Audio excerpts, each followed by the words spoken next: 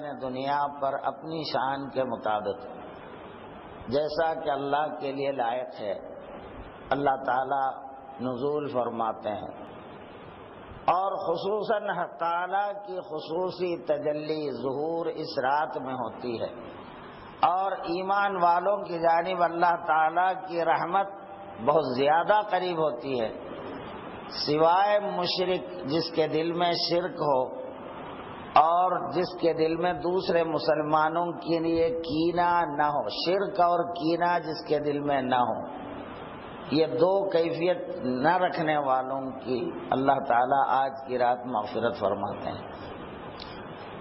تو کینہ نہ رکھنا، کسی بھی مسلمان کے تعلق سے دل میں پکڑ اور کینہ نہ رکھنا ایک بہت بڑی خوبی ہے اور بڑی اچھی حالت بھی ہے۔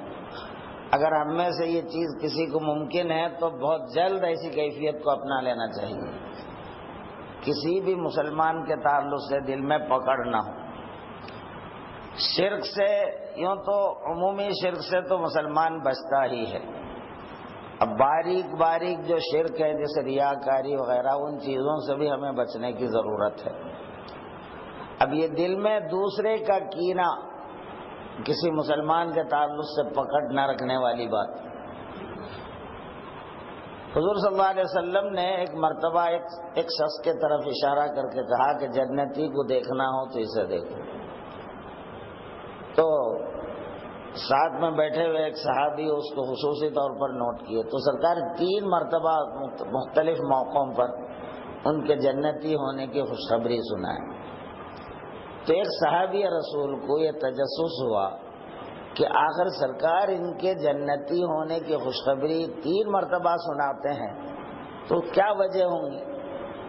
کیا ان کی خاص عبادت ہوگی جس کی وجہ سے اللہ تعالیٰ نے ان کو اتنی بڑی سعادت سے سرفراز کیا ہے؟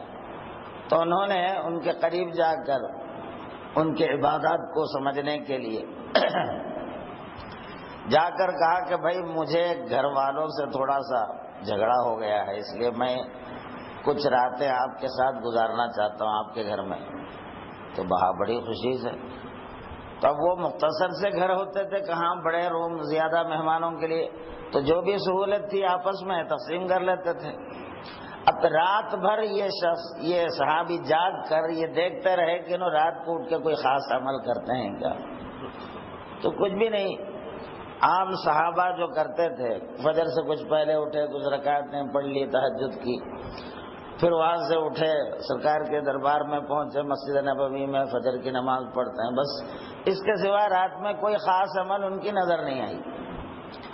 3 دن دیکھا انہوں نے، 3 دن گزرنے کے بعد انہوں نے ان سے خود راست پوچھا، میں آپ سے بہانہ بنا کے آپ کے گھر میں رہنے کے لیے مطالبہ کیا تھا، محض اس لیے کہ سرکار نے آپ کے جنتی ہونے کی خوشخبری سنائی ہے، تو آپ کا کون سا عمل ہے جس کی وجہ سے آپ اتنے بڑے انعام کے مستحق ہوئے ہیں، وہ میں دیکھنا چاہتا تھا۔ تو 3 راتیں میں آپ کے ساتھ گزارا، کوئی نیا عمل تو میں نے دیکھا نہیں آپ میں۔ تو انہوں نے کہا کہ بھئی نیا کوئی عمل تو میں کرتا بھی نہیں ہوں، ہاں البتہ ایک چیز میرے دل میں میری کیفیت ہے۔ تو کہا کہ ہاں وہ کیا ہے؟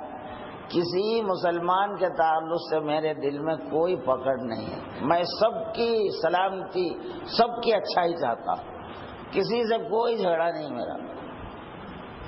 تو حضور صلی اللہ علیہ وسلم نے جو ارشاد فرمایا، الدین النصیحہ، دین خیر خواہی کا نام ہے، ہر مسلمان کی خیر چاہنا، بھلائی چاہنا، کسی کا نقصان نہیں چاہنا۔ تو مسلمان کا دل دوسرے مسلمانوں کے لیے اتنا صاف ہو، اتنا پاک ہو کہ ان کے تعلق سے کوئی پکڑ نہ ہو، حتیٰ کہ اس ضمن میں اگر کوئی مسلمانوں میں لڑائی ہو جائے، آپس میں کوئی چخپلش اگر ہو بھی جائے، تو حضور نے فرمایا 3 دن سے زیادہ دونوں بات چیت نہ بند کریں آپس میں۔ اگر زیادہ چونکہ نفس ہے ساتھ میں تو کبھی جھگڑے ہو جاتے ہیں معاشرتی زندگی میں، تو آپس میں اگر کوئی چخپلش ہو بھی جائے تو 3 دن سے زیادہ جھگڑے ہوئے نہ رہیں، اور اس میں سب سے بہتر آدمی وہ ہے جو سلام کرنے میں پہل کرتا ہے۔ اپنے دوسرے ساتھی کو سلام کر کے دشمنی کو توڑ دیتا، ختم کر دیتا ہے، وہ دوستی سے بدل دیتا ہے، تو وہ سب سے بہتر ہے فرماتے۔ اس لیے آپس کی محبت کو بڑھانے کے لیے حضور نے فرمایا افشوا السلام، تم سلام پھیلایا کرو، جس کو دیکھو مسلمان کو دیکھو فوراً سلام کرو۔ تو حضور صلی اللہ علیہ وسلم کی خاص عادت شریف، چھوٹے بچوں کو دیکھ کر آپ خود آگے بڑھ کے سلام فرماتے تھے۔ آپ کبھی یہ نہیں سوچتے تھے کہ کوئی مجھے سلام پہلے کرے، بلکہ کوشش یہ کرتے تھے کہ سلام پہلے آپ کریں۔ سرکار کی عادت شریفہ ایسی تھی۔ ایک مرتبہ حضرت علی کرم اللہ وجہہ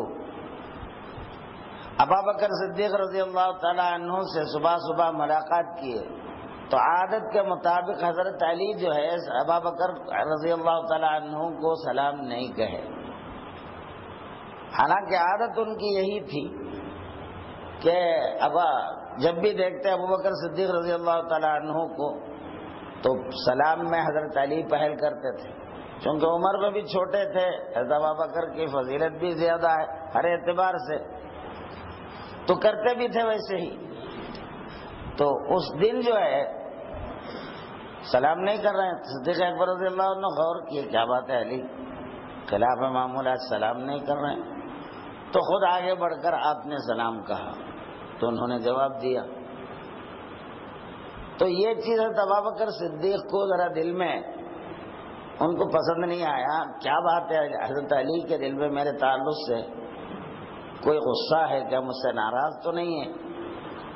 تو سرکار دو جہاں صلی اللہ علیہ وسلم کے سامنے پہنچ کر عرض کی، جو میں ڈائریکٹ بولنا اچھا نہیں معلوم ہوتا، اس میں کہ ممکن ہو اختلاف اور بڑھ جائے، تو اختلاف کو ختم کرنا مقصود ہے، تو سرکار کے سامنے پیش کرے کہ کیا بات ہے، پتہ نہیں علی کے دل میں کچھ ناراضگی پائی جا رہی ہے، غیر معمولی آج مجھے سلام نہیں کہا انہوں نے۔ تو سرکار نے حضرت علی کو بلا کر پوچھا، تو روایات میں آتا ہے حضرت علی رضی اللہ عنہ نے فرمایا میں کل رات ایک خواب دیکھا کہ جنت میں عالیشان محل ہے، تو میں نے دریافت کیا اس کے چوکیداروں سے یہ محل کس کے لیے، تو انہوں نے کہا کہ یہ اس مسلمان کے لیے جو سلام میں پہل کرتا ہے۔ تو وہ خواب میں دیکھ کر میں نیند سے اٹھ کے آ رہا ہوں، تو میں ہمیشہ صدیق اکبر کو سلام کرنے میں پہل تو کرتا ہی تھا، مجھے یہ آرزو ہوئی کہ وہ محل ابوبکر کو ملے اس لیے سلام نہیں کر کے میں رک گیا تھا کہ ابوبکر پہلے سلام کر لے۔ یعنی صحابہ کی جو خلوص و محبت تھی، ان کا عالم کیا تھا یہ اندازہ کیجیے۔ تو بہرحال تو یہ بھی سلام کرنے میں بھی تکبر ٹوٹتا ہے، ایک تو میں بڑا کا جو اندر جو غرور ہوتا ہے، میں پن، تو سلام کرنے میں، سلام میں پہل کرنے میں انہیں بھی ذرا ٹوٹتا ہے، تو اس کو توڑنا ہی چاہیے، میں پن تو رہنا بھی نہیں چاہیے۔ جو اندر انا رکھتا ہے نا، انانیت، میں پن رکھتا ہے، وہ جہنمی ہوتا ہے۔ میں کچھ ہوں، میں مالدار ہوں، میں عہدیدار ہوں، میں بڑا ہوں، ارے تو کہاں کا بڑا بھائی کچھ بھی اپنا نہیں ہے، تالو سے تلوے تک سب کچھ مولا کا عطا کیا ہوا، کس وجہ سے ہم اپنے کو بڑا سمجھیں؟ کچھ مال دیا ہے تو اللہ کا کرم ہے، اللہ تعالیٰ نے مال میں آپ کو فراغت دی ہے تو زیادہ اللہ کا شکر ادا کرنا چاہیے، غریب بندوں پر احسان کرنا چاہیے اور غریبوں کی مدد کرنا چاہیے، یہ نہیں ہے کہ اکڑ جائے۔ تو یہ اکڑ حضور صلی اللہ علیہ وسلم فرماتے جس کے دل میں رائی برابر تکبر ہوگا، یعنی دوسرے مسلمان بھائی کو اپنے سے حقیر دیکھنا، کمتر سمجھنا، اس کو بولتے ہیں تکبر۔ تو یہ رائی برابر بھی اگر کسی کے دل میں ہوگا تو وہ جنت کی خوشبو بھی نہیں سونگھ سکے گا۔ جنت میں داخل ہونا دور کی بات ہے، جنت کی خوشبو بھی نہیں ملے گی۔ اس لیے تکبر کبھی اپنے اندر پلنے نہیں دینا، اپنے آپ کو کسی سے بہتر نہیں سمجھنا، بلکہ اپنے بارے میں یہ سوچنا کہ میں سب سے برا ہوں، مجھ سے بڑھ کر برا کوئی بھی نہیں، سب اچھے ہیں میرے سے۔ ہر ایک کو اپنے سے اچھا، اپنے سے بہتر ہی سمجھتے رہنا۔ کسی کو اچھا سمجھنا کوئی گناہ نہیں ہے، لیکن کسی کو برا سمجھنے میں ممکن ہو اللہ کی پکڑ میں آ جائے۔ خیر، آج شب براءت ہے، اس لیے براءت اس کو کہا گیا کہ اس رات میں جہنم سے بے انتہا مسلمانوں کو اللہ تعالیٰ چھٹکارا دیتے ہیں۔ براءت کے معنی چھٹکارا۔ اور آج کی رات اللہ تعالیٰ ایمان والوں کے رزق میں، حضور صلی اللہ علیہ وسلم نے ام المومنین عائشہ رضی اللہ عنہا ہی سے فرمایا کہ عائشہ، آج کی رات آئندہ سال تک جتنے پیدا ہونے والے ہیں وہ لکھ دیا جاتا ہے، اور جتنے مرنے والے ہیں وہ لکھ دیا جاتا ہے، اور جن کا ہر بندے کا رزق اتار دیا جاتا ہے اور اعمال اٹھا لیے جاتے ہیں۔ تو سال بھر کے اعمال کی قبولیت کا موقع ہے اور سال بھر کا رزق اتارے جانے کا موقع ہے۔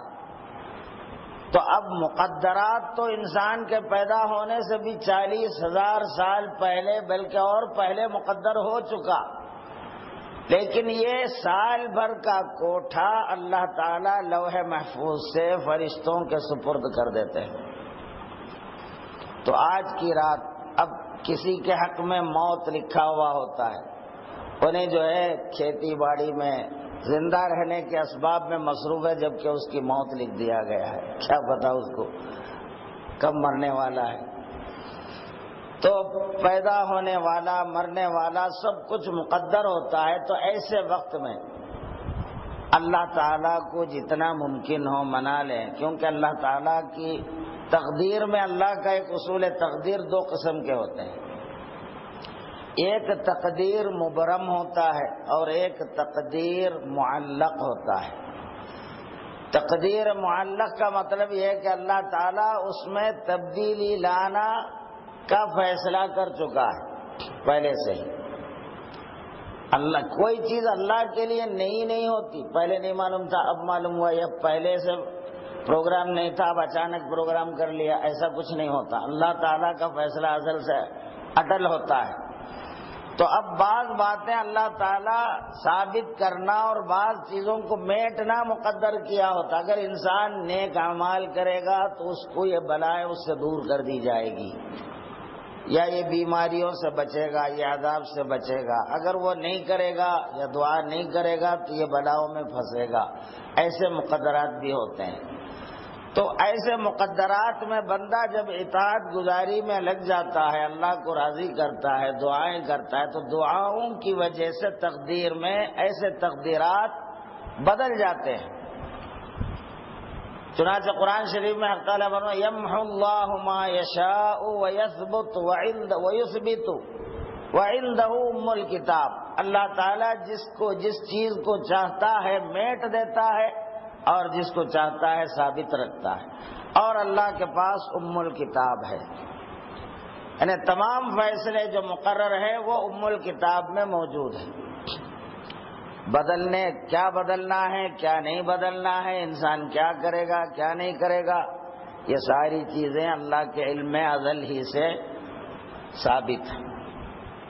تو یہ تقدیروں کا بدلنا بھی اللہ کے فیصلے کے ہی مطابق ہوتے ہیں۔ اب اس میں بندوں کے اعمال سے اللہ نے اس کو معلق رکھا ہے، اس لیے اس تقدیر کو تقدیر معلق کہا جاتا ہے۔ تو اس لیے جن کے لیے سعادتیں کامیابی ہوتی ہے، کامیابی جن کا مقدر ہوتا ہے، ان کو نیکی کی توفیق بھی ملتی ہے۔